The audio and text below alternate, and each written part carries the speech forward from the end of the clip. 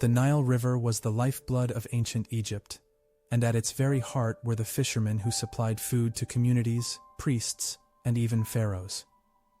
These men hauled in vast catches from the waters, yet they faced a perplexing problem. Without ice, how could they keep fish from quickly rotting under the relentless desert sun? Could they have stumbled upon unusual preservation methods now long forgotten? Did they rely on natural chemistry, ingenious tools, or carefully mastered traditions passed across generations? The answers lie hidden in carved reliefs, ancient writings, and the discoveries of archaeology, inviting us to rethink what we thought we knew about Egypt's survival along the Nile. To understand how ancient fishermen preserved their catch, it is important to first recognize the value of fish in Egyptian society. Unlike the Great Pyramids or golden treasures, fish may not seem the most remarkable subject, but their role was essential. From Nile perch to tilapia and catfish, the river provided a steady source of protein for common laborers, priests in temples, and even the diet of rulers. Reliefs carved into tombs and temple walls clearly show scenes of netting, spearing, and storing fish. What these depictions tell us is simple. Fish were not a humble afterthought, but a vital resource that sustained Egypt's population for thousands of years. Fishermen in Egypt faced a natural obstacle: heat. The Egyptian climate was dry, hot, and unforgiving, and fish spoilage occurred quickly. Without refrigeration or ice, which would not be known for many centuries and in some parts of the world millennia, ancient workers had to act quickly. Evidence tells us that fresh fish would not survive for more than a day in such conditions, so solutions were necessary. Historians believe that the very survival of fishing as a profession depended on mastering these methods. Without them, the rich bounty of the river would simply rot before it ever reached a market or kitchen. One of the most important tools ancient Egyptians used was salt. Our modern word salary comes from salt rations used in antiquity, and for good reason. It was as valuable as gold in certain contexts. The Egyptians had ready access to deposits of natron, a naturally occurring mixture of salts found in dried-up lake beds in the desert. Today we know that salt slows bacterial growth by drawing moisture out of fish, and this principle was already being mastered thousands of years ago. Archaeologists have found references to drying and salting as processes described in Egyptian texts and observed in burial practices. Although natron is most famous for mummifying bodies, its role in preserving fish was no less crucial.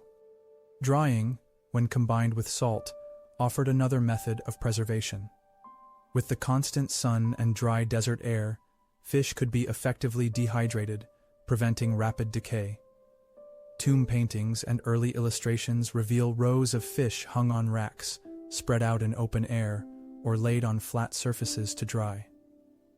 Today, historians believe that fishermen quickly cleaned and gutted their catches before salting and drying them. This process reduced spoilage risks and created a product that was portable, long-lasting, and easy to transport along the Nile or across the desert. The widespread use of dried fish supports the idea that preservation of food was not just practical, but central to Egypt's economy. Another method historians believe Egyptian fishermen practiced was fermentation, or what we might call pickling. Textual evidence refers to fish paste and fermented sauces, precursors to what the Romans later perfected with their condiment known as garum. By sealing fish in jars with salty brine, Egyptians could create food that not only lasted longer, but developed strong flavors suited for different dishes. Archaeologists have uncovered ceramic vessels thought to be connected with this practice. Though less visually obvious than drying, the production of fermented fish products illustrates a fascinating reality. Egyptians were not just preventing rot. They were transforming their food into new forms that would have shaped local diets for centuries. Another possible method was smoking, though evidence is more limited.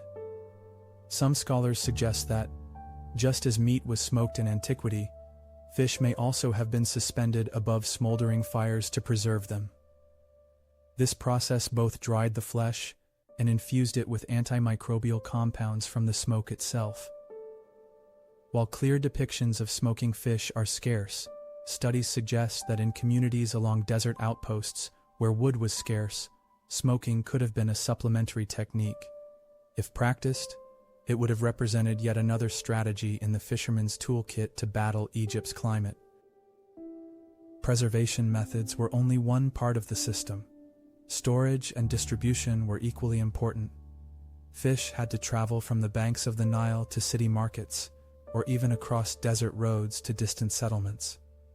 Archaeologists have found clay jars, baskets woven of papyrus reeds, and sealed pottery vessels used to keep preserved fish safe during transport.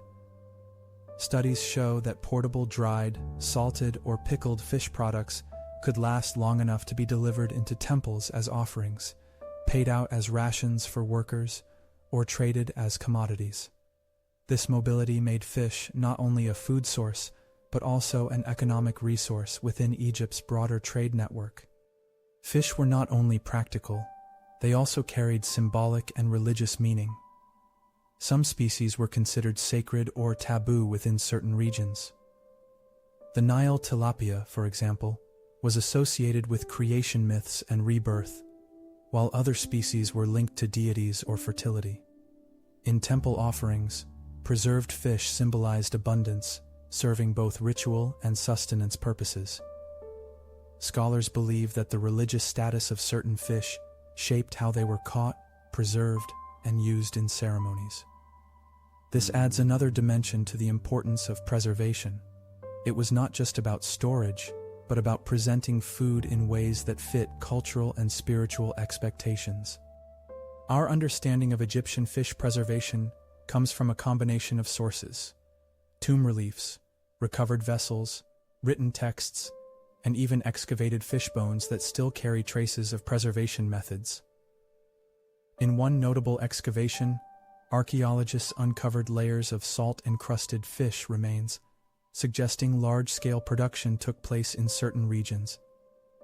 Other findings at workmen's villages near pyramids suggest fish products were distributed as rations for laborers, providing the protein needed for labor-intensive construction projects.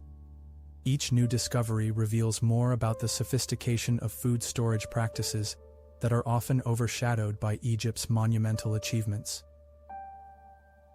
The story of how Egyptian fishermen preserved their catches may seem like a simple detail, but it highlights the ingenuity of a civilization adapting to its environment. Today, historians believe these techniques influenced later Mediterranean traditions of curing, fermenting, and salting. In essence, Egyptian fishermen pioneered preservation methods that shaped food cultures for centuries to come. Understanding their methods reveals not only how they survived, but how they thrived by turning the harshness of their landscape into opportunity. The image of a Nile fisherman casting his net is iconic, but behind that image lies a web of knowledge and skill, developed over millennia, to solve one enduring problem: how to keep fish from spoiling in the desert heat. From salting and drying to fermenting, Egyptians turned the science of preservation into an art that sustained workers, fed rulers, and influenced civilizations.